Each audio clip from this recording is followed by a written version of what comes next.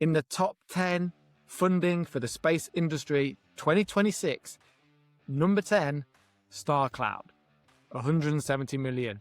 On today's show, we're going to do a countdown of the other 9 players in this field. I feel a little bit like Seraphan Investments, Jeremy. I feel a little bit like Casey Kasem's top 40.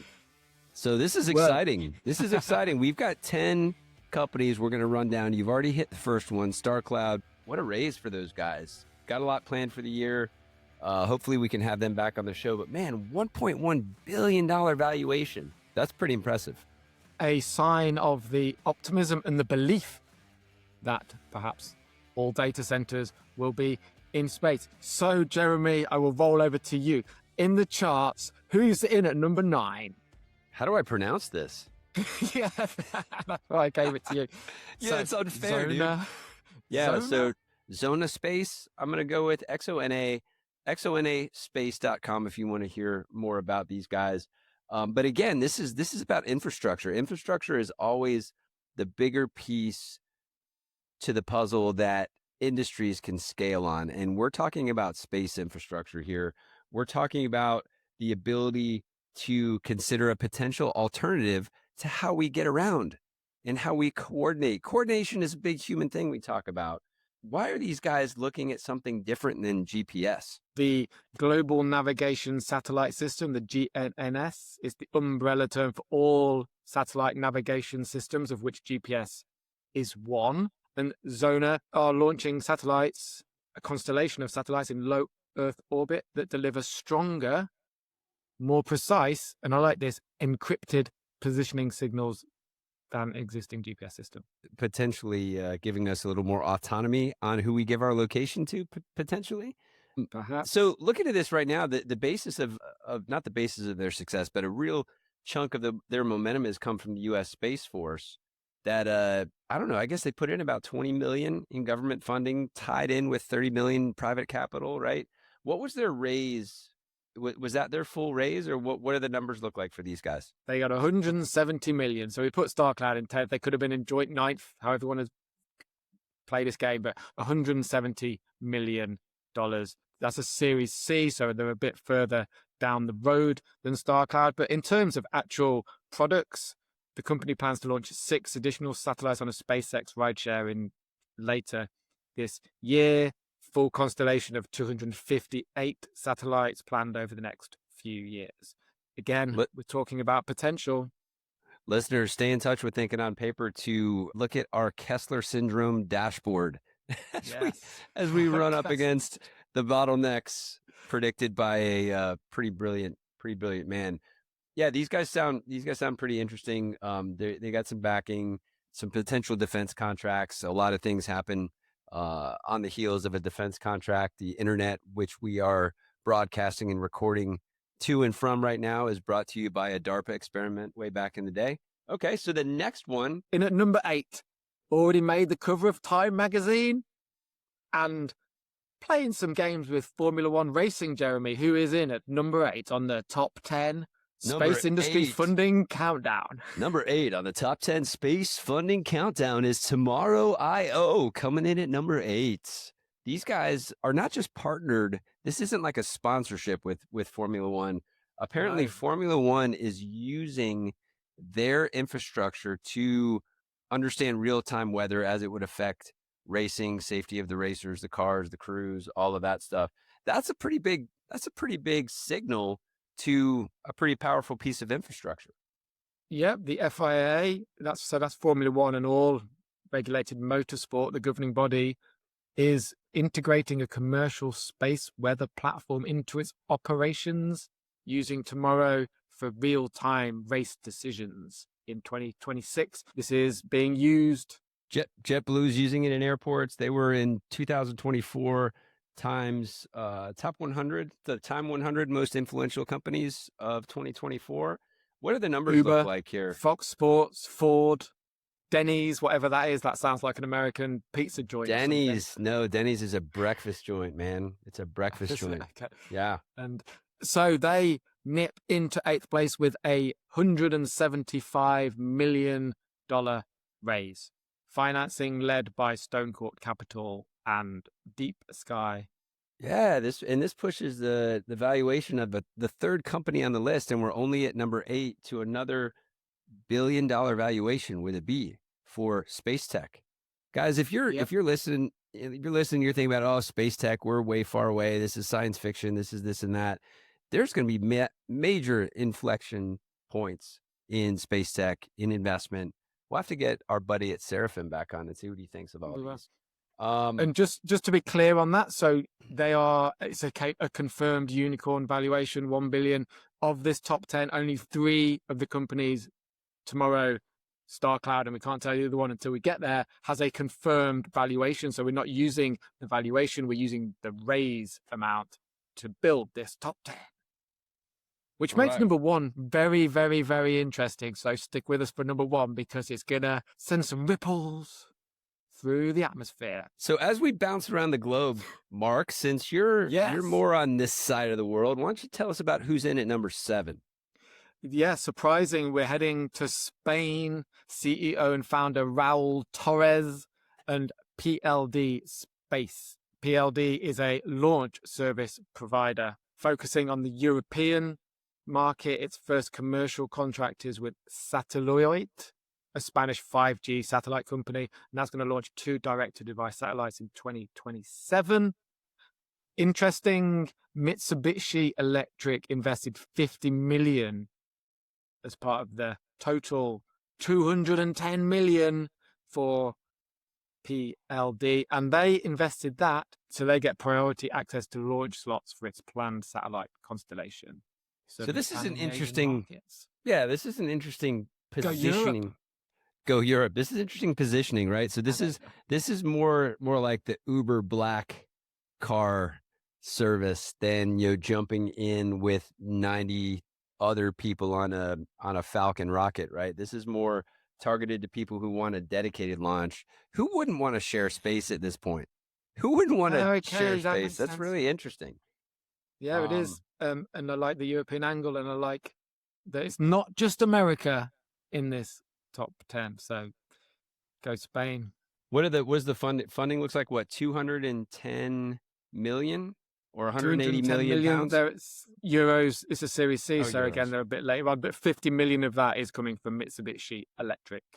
Again, it's a big jump, and it's a big jump. Big jump. It is a big jump. It's a big jump, and also, like you said, Mitsubishi is essentially acquiring the ability to have some dedicated slots for the stuff that they want to throw up in LEO and all the fun stuff. Okay, number 7. There you have it. And in at number 6, Stoke Space. Dude, what a skater stoner name. Stoke Space. What up, man? How do you feel about that? I like it. Their co-founder Andy Lapser has raised a gargantuan 350 million. And what's interesting about Stoke Space is that's an extension on previous funding. So they've now raised 1.34 billion. That's not valuation, that's how much they've raised. So they're doing something pretty big, Jeremy, you would think, for that amount of funding. What is Stoke Space doing? According to my research here, there are 5 companies approved to launch national security satellites. You have SpaceX, you have ULA, you have Blue Origin, you have Rocket Lab, and guess who? Stoke Space.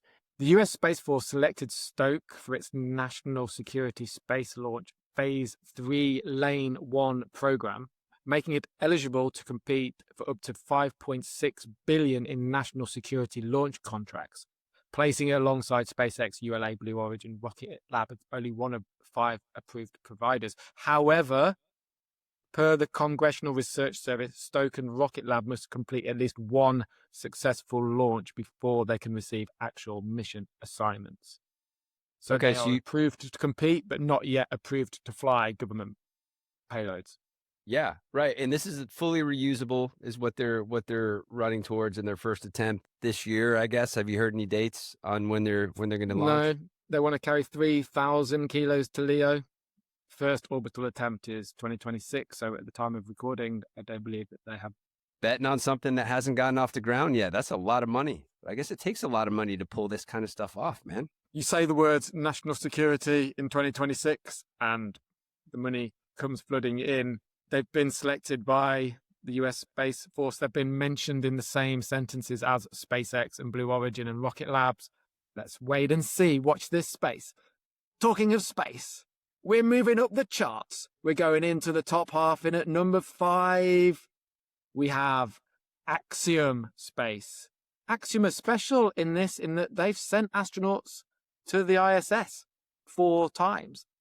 They hold NASA's only active moonwalking suit contract. This is land and expand, man.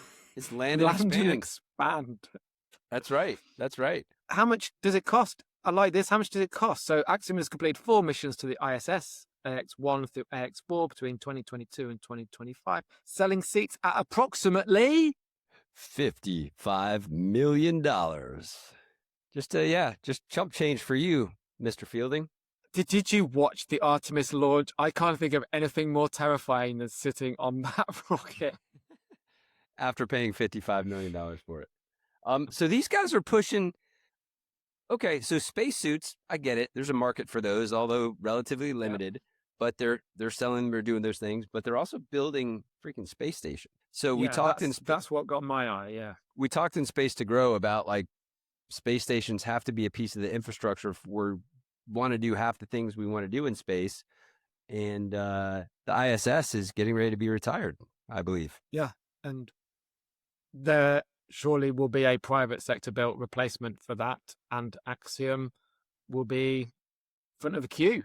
Did we talk through the numbers on this one? 350 million. Yeah, so 350 million. A lot of money rolling into this space, into space.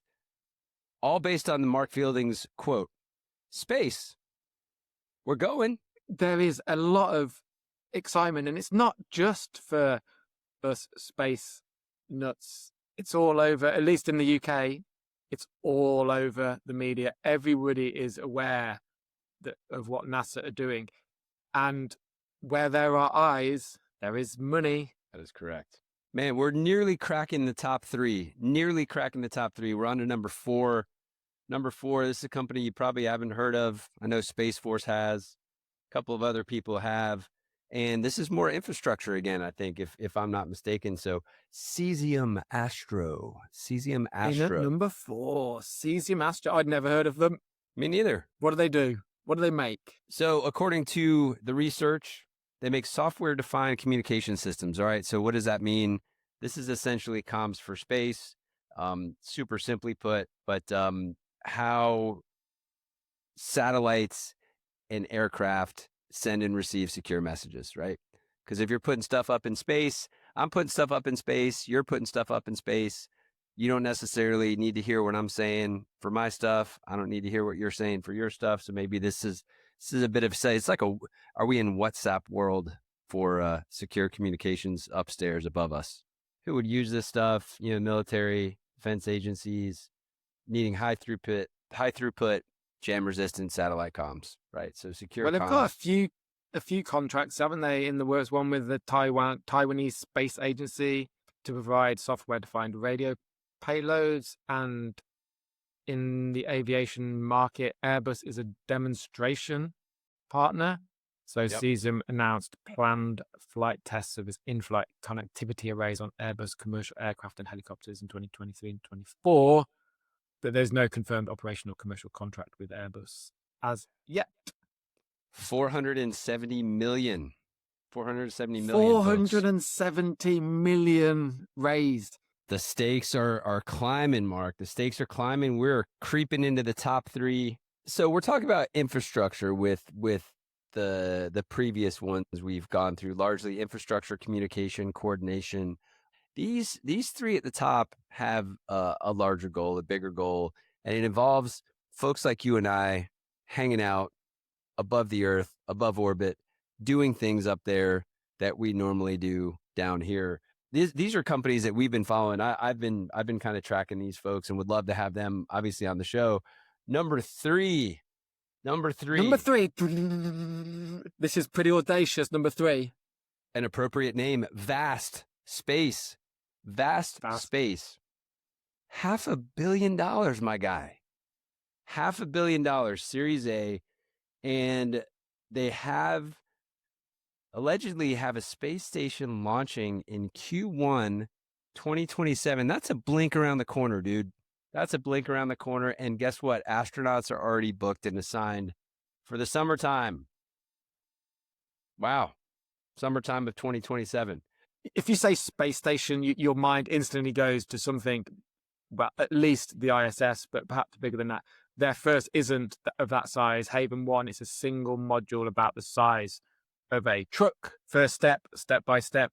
Obviously, they're multi-module station designed to replace the ISS when it retires in 2030. So they're starting with a small single module. Yep, single module, and then the longer-term goal moves into Haven 2, which, designed to replace the ISS in 2030 when it goes to the beach to drink margaritas and do some fishing, because it's been a great career for the ISS. Vast have got a confirmed customer, Jeremy. Who is that? Who is that? Who is their confirmed customer? NASA selected Vast for the sixth. So NASA selected Vast for the sixth private astronaut mission to the ISS, targeted for launch no earlier than summer 2027, with a crew of 4 spending up to 14 days aboard the station. And they're already talking about having some payload customers too, right? So partnering up and trying to make that stuff work.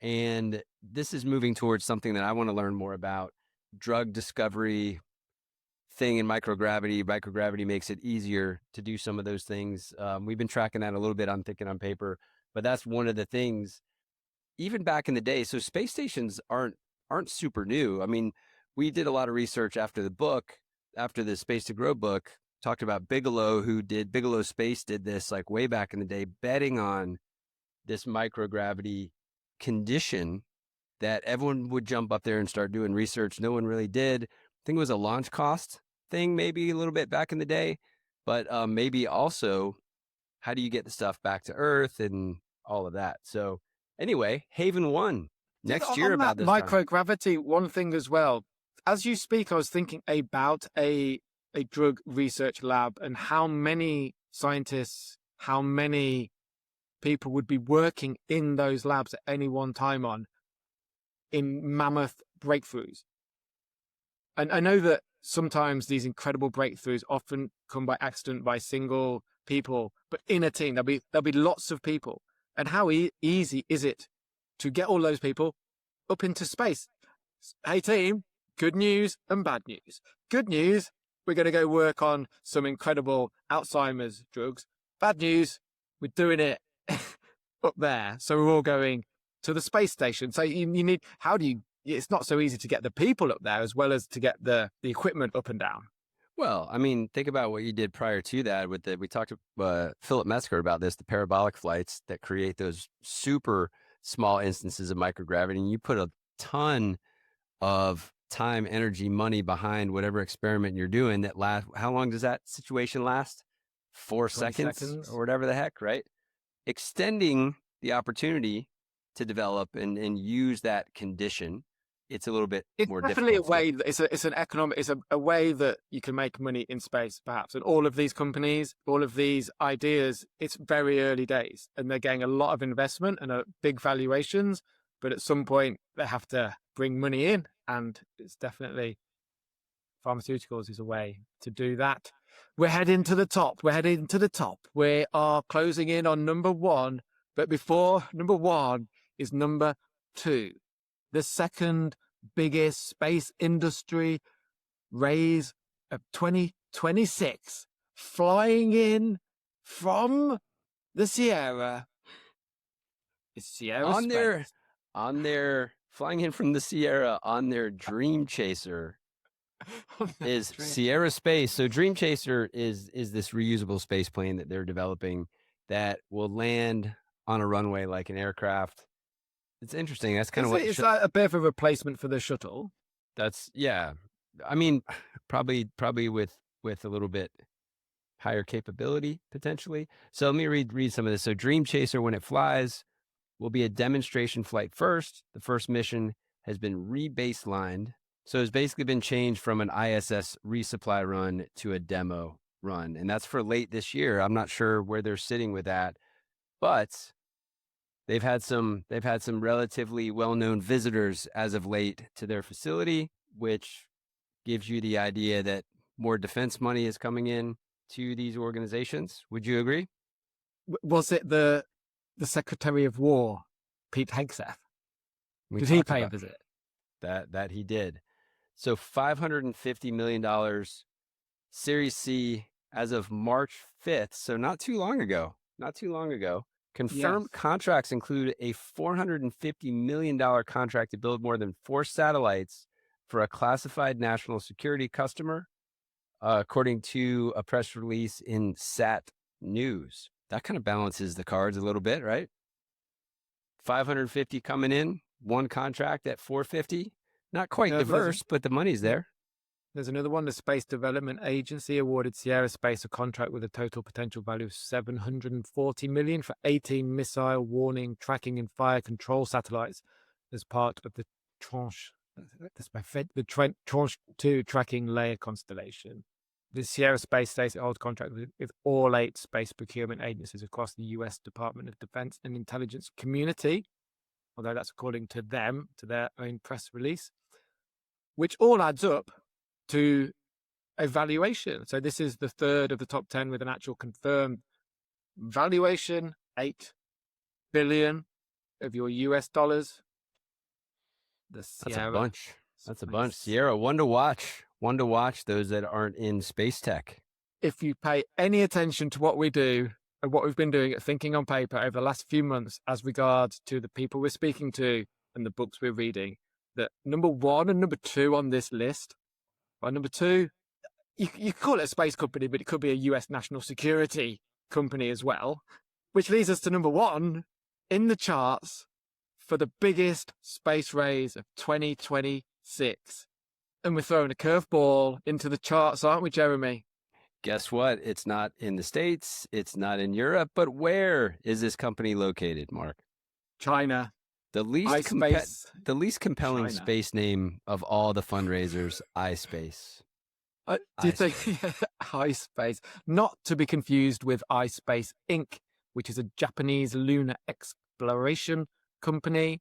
Their full name is the Beijing Interstellar Glory Space Technology Limited, iSpace for short. $729 million, 18 investors, 6 provincial government funds. And guess what? How are the rockets doing? They're medium range rockets, medium lift rockets, similar to SpaceX's Falcon 9. How's their testing going? How are they doing with their rockets, Mark? They're doing about as well as any fresh off the press rocket companies' rockets do traditionally. So 50%, below 50% failure rate. But hey, I remember we talked through the SpaceX rise to glory, and there are quite a bit of failures and things to overcome. But the pace at which they reinvented and reconfigured things so it worked was quite impressive. Read it in Space to Grow. It's a great recollection of that story. The primary market, I guess, for these guys is all of China's mega constellation projects.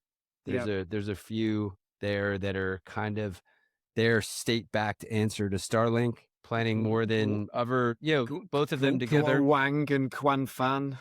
Yeah, 23,000 again.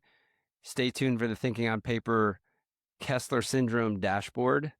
23,000 more objects put up to LEO. Let's see what happens, right? Launch costs in China are currently around $21,000 per kilo versus SpaceX's obviously $2,500-ish, according to the Mercator Institute for China Studies. iSpace aims to conduct 25 Hyperbola 3 launches per year by 2030. Hyperbola 3 is a name for their rocket. Another catchy name. That's a big discrepancy in the launch cost, I think. But they see the potential of the physics, I think, where someone has figured out how to get the launch costs to 27 to 3,000. They're at 21,000. I don't think that number really means anything, does it? For coming out of China, we don't really know. We don't even know the CEO or the founder of this company. There's not a lot in the public domain about them. How can they have a per kilo price when they're not really launching? Give it a few years. As we've learned about China, yes, they'll catch up, won't they? If you can compare the electric car market, they're behind, but they play catch up pretty well. Yeah, they handled the electric stack okay, didn't they? All right, so we've been through the top 10 space tech raises of 2026 as of April 3rd, 2026. Mark, what do you glean out of what we went through and its effects on the perception of the market, the future of space tech, and humanity's involvement with it? It's exciting times. There is money to be earned, there is money to be made, there is progress to be taken. Artemis has reignited the public perception of what is possible. It won't last forever. The fanfare will wear off pretty quickly once they get back. Time is of the essence. They're not all going to make it. This top 10 will not be the top 10 in 5 years, 1 year, 10 years. I'm most excited about Axiom and Vast myself. I just love the stag hunts. I love the stag hunts, Jeremy. I want to see those big space stations. I want to see those monumental steps that push us out to civilization. So I'm excited about Vast. I'm excited about Axiom. It's interesting to see number one being a Chinese rocket company. I think that makes sense with everything we learned in Space to Grow. I think that makes sense with what we learned from Seraphim Investments. I think that makes sense with what we learned from Philip Metzger.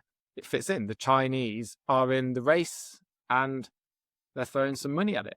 Yeah, and this isn't the top space companies, the top raises this year for space technology companies. What do you think about it, Jeremy, before we go through the top 10, just to remind our audience of what it was? The three things that stand out for me, everyone we've talked to about space tech talks about the space to Earth infrastructure play, which is what we're seeing. There's a large amount of companies in here still raising money on behalf of that.